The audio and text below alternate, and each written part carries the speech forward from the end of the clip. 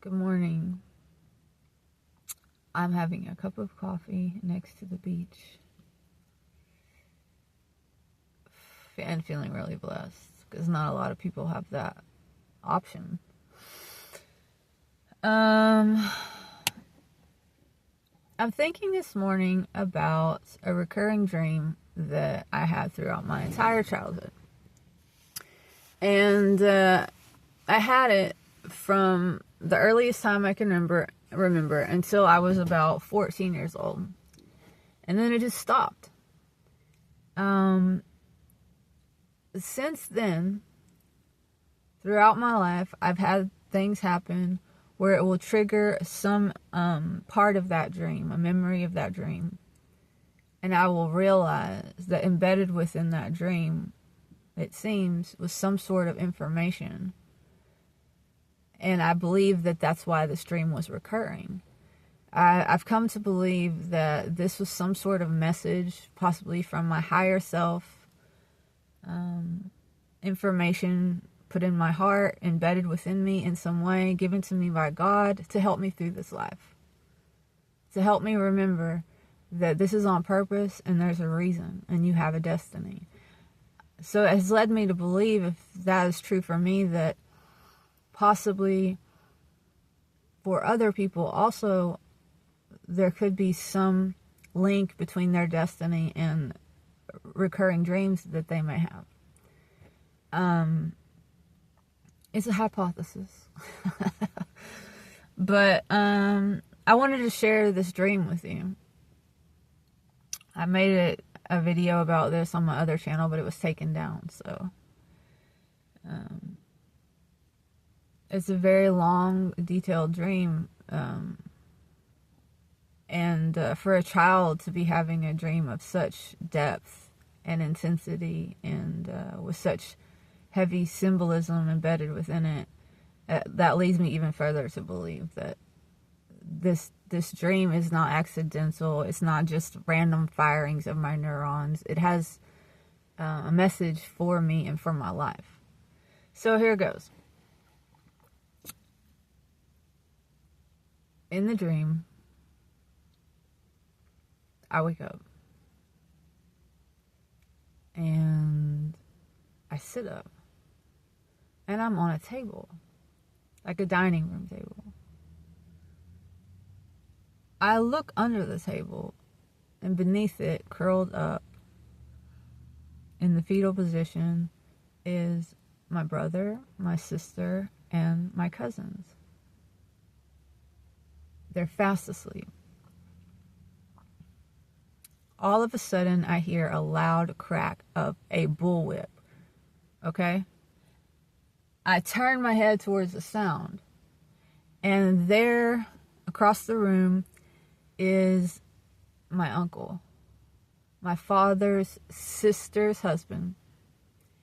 And he's wielding a bullwhip. He's dressed in leather S&M, BDSM gear. And he's standing before a large window frame within which is embedded two large razor blades. So rather than window panes, there are razor blades. And they are opening and closing like jaws. Okay, like teeth. And bleeding out before him and wrapping around the room is a line of people, strangers. I don't know them, but they're families, all different ages, ethnicities, all kinds of people. And they're waiting in line to take their turn to stand before my uncle. And when they get before him, he gives them two options. He says, you can take 100 lashings from this whip and you can be set free and you can return to your lives as normal. Or you can take a chance to jump through these blades, through this portal, and see what's on the other side. So I watch on, and one by one, every single person, they genuflect, they bow, they take the lashings. And I can't understand this. I'm just like, are they not curious what's on the other side? Like, what's on the other side? But I realize the reason that they are not taking the chance is because they are all there with someone. They all have someone that's relying upon them. So they choose to stick together. And they take the lashings. Well, I decide I'm going to try to jump. I'm there alone. I don't know anybody. I don't have anybody. So I wait for my turn. I get up there. My uncle doesn't recognize me. I say to him,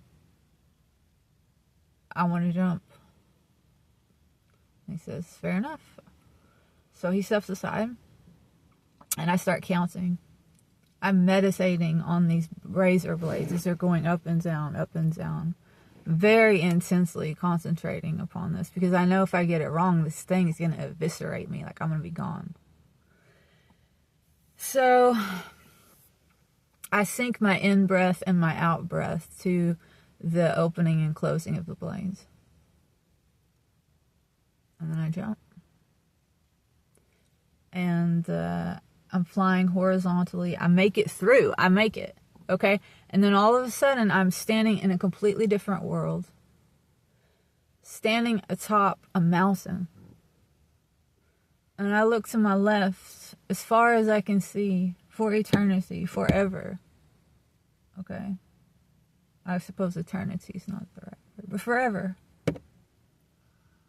There are other mountain peaks with other people standing atop those mountains. Same thing, I look to the right. Endless mountains with one person standing atop each mountain. I look down, and over the face of the mountain, flowing down it, is a crystal clear stream. Flowing over what appears to be a staircase made out of rocks. Okay? Like flagstones jutting out of the face of the mountain, and this river cascading down over it. It's the same thing for all the other mountains. I step down on the first flagstone, the first step, and the buoyancy of the water raises me. It lifts me up, and I'm floating on water, and I begin to descend down the mountain as if I'm riding an escalator, because I'm floating atop the water, going down with the flow of the stream. I look each way. I am in a simultaneous descent with every other person that's also atop their mountain. So we're going down at the same rate. At the bottom of the mountain, I see a sea of people. They're tiny, like ants, but they're growing larger as I'm approaching the bottom of the mountain. It's like a bustling city down there. And I look over to my left once again, and I realize that the person next to me is my paternal grandmother. And she's frantically trying to get my attention, and she's saying, she's saying my name. I'm not going to mention my birth name, because I changed my name for a reason. But she's saying my birth name. And she's saying, listen to me, listen to me. When you get to the bottom, you're going to get lost in the sea of people. We're going to lose each other. You're going to be alone. You're going to be scared. If enough time passes, you're going to be lonely. But listen to me. You have to find something to write your name on so you can wake up and remember. Do you understand me? Find something to write your name with and something to write your name on so you can wake up and remember. Do you understand? And I say yes, and I say no, but why? No. And she said, go. Okay. So I am, all of a sudden, I'm tossed into the sea of people because we've arrived at the bottom. And I'm being, knocked around, jostled, it's chaotic, it's loud. Just imagine a big bustling city, okay? And I'm thinking, okay, I gotta find a pen. I gotta find something to write my name with. So I'm looking around frantically. I stumble upon a vendor, a man who's selling all kinds of products, including he has pens, ink pens. I'm looking in my pockets. I have no money. I can't buy the pen from this man. So I think, okay, maybe I can find some change laying on the ground. So I continue through the crowd. I'm looking down. I'm looking. I keep going. I stumble upon an old Western saloon, okay? There's these wooden pillars, and there's 3 prostitutes standing out front in these cute little frocky type dresses. And they're blonde, and I realize they're my sister. Now, I'm a very young child at this time, okay? So my sister's even younger than me, but in the dream, she's a grown woman, and she is being depicted as triplets, and she's prostitute. There's 3 prostitutes, and they're all my sister, triplets. And as soon as I see her, this thought goes off in my head. Oh, you don't necessarily need to write your name with a pen. You could carve your name into one of these pillars. Find something to carve your name with. The moment I think that, I see a glint out of the corner of my eye. I look down, there's a bottle cap, like a beer bottle cap. I pick it up. As soon as I start to carve my name, I make one line in this pillar. And as soon as I make that first line, I wake up. Now, that's a long, crazy, detailed dream with a lot of symbolism, okay? The mountain, the water, the triplets, my sister.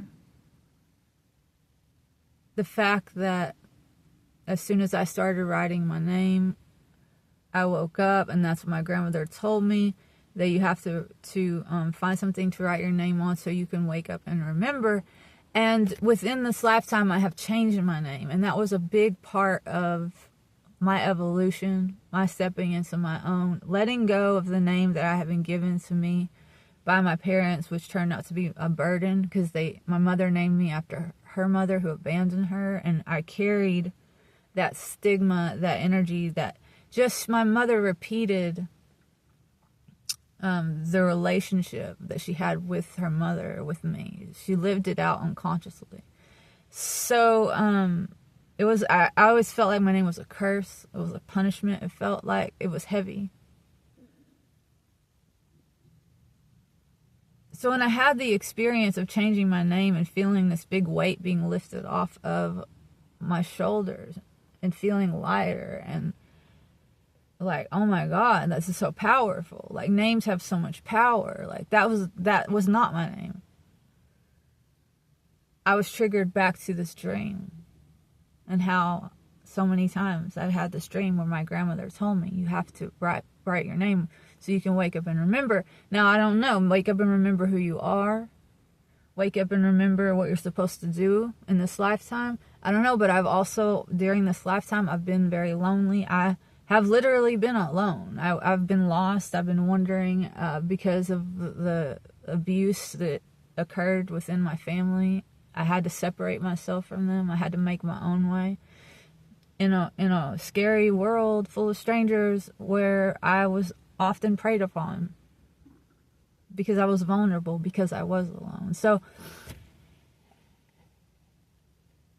I feel very much like this is the path that I'm intended to be on. And that having that memory, having that dream, and the memory of the dream, and the message therein, carrying it with me my entire life was like a map that I was given by God. Like, remember, kid, remember the story. Like, you're on the right track. Just keep going. So, that's my story. And I recently learned that in the Bible, it describes the Garden of Eden as being the highest point in existence on a mountain. And it actually, I think there's supposed to be 4 mountaintops or a mountain from which there are 4 streams flowing down into the world. So the fact that I have a dream, which actually feels much more like a memory, if I'm completely honest, about descending from a mountaintop after entering into a portal, having left one world, down into, following that stream down into yet another lower world. And then in the Bible, it says that we've left that high state and come down into this world, this high state, which was a mountain, the Garden of Eden. Like, I don't know, that's pretty insane and pretty cool. And so yeah, that's my story about my recurring dream.